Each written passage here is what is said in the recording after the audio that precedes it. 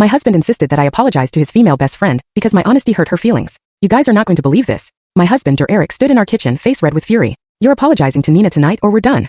He was demanding I apologize to his friend for daring to feel uncomfortable about their way too close relationship. And I looked at him, at the man I'd shared 5 years with, and I barely recognized him. For months, I watched their relationship cross every line he swore didn't exist. His phone lighting up at midnight with her name, canceling our anniversary dinner because Nina needed emotional support. The spare key to our apartment I never knew he'd given her until I came home early and found her on our couch, shoes off, completely at home in my space. I'd finally confronted him 3 days ago about the credit card statements.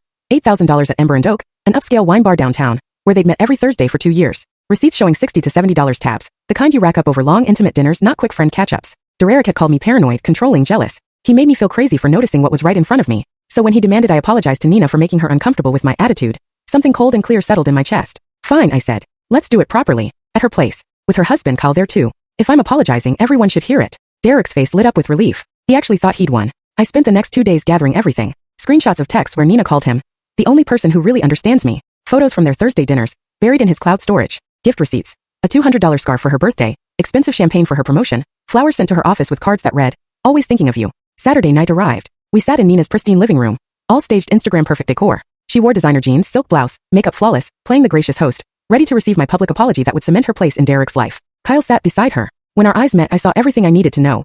He looked exhausted, resigned. The same expression I'd been wearing for months.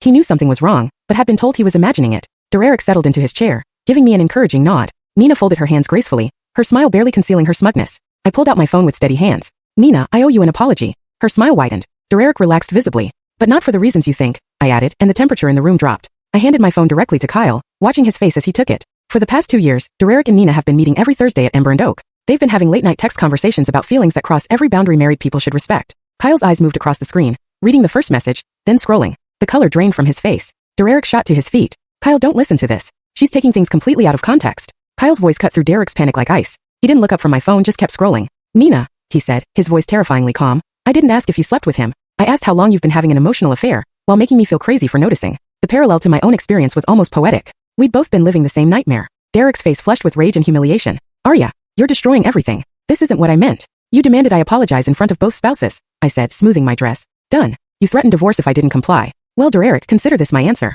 I looked at Kyle one final time. I've sent you copies of everything. You deserve the truth. Derek grabbed my arm as I moved toward the door. You can't just leave. I pulled free, leaving red marks where his fingers had been. No, Derek, you need to talk to your lawyer. I'm done being the understanding wife in a 3-person marriage. Derek filed for divorce a week later. I hired Victoria Chun, a lawyer known for crushing manipulative spouses in court. Nina and Kyle split within weeks. So I didn't bow down. I didn't apologize for seeing the truth. I exposed it. What would you have done in my place? Have you ever had to expose a betrayal like this? Tell me what you think in the comments below.